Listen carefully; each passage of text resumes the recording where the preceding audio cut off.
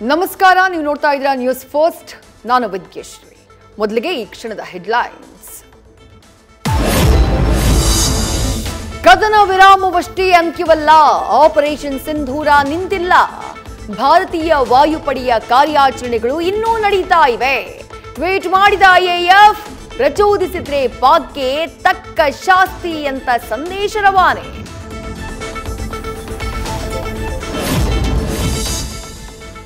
ಭಾರತದ ಮಾತೆಯ ತಲೆಯ ಮೇಲೆ ದಾಳಿ, ಹಲವು ಹೆಣ್ಣು ಮಕ್ಕಳ ಸಿಂಧೂರ ಅಳಿಸಿದ ಉಗ್ರರು.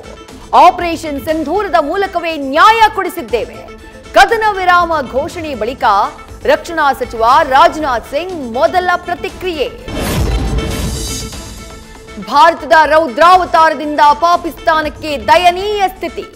ಬರ್ಬಾದ್ ಆಗೋದು ತಪ್ಪಿಸಿಕೊಳ್ಳಲು ಅಮೆರಿಕ ಎದುರು ಅಂಗಲಾಚಿದ್ದ ಪಾಕ್ ಸೇನಾ ಬಲ ಹುಟ್ಟಡಗಿಸ್ತಾ ಇದ್ದ ಹಾಗೆ ಭಾರತದ ಎದುರು ಮಂಡಿಯೂರಿ ಕದನ ವಿರಾಮದ ಪ್ರಸ್ತಾಪ.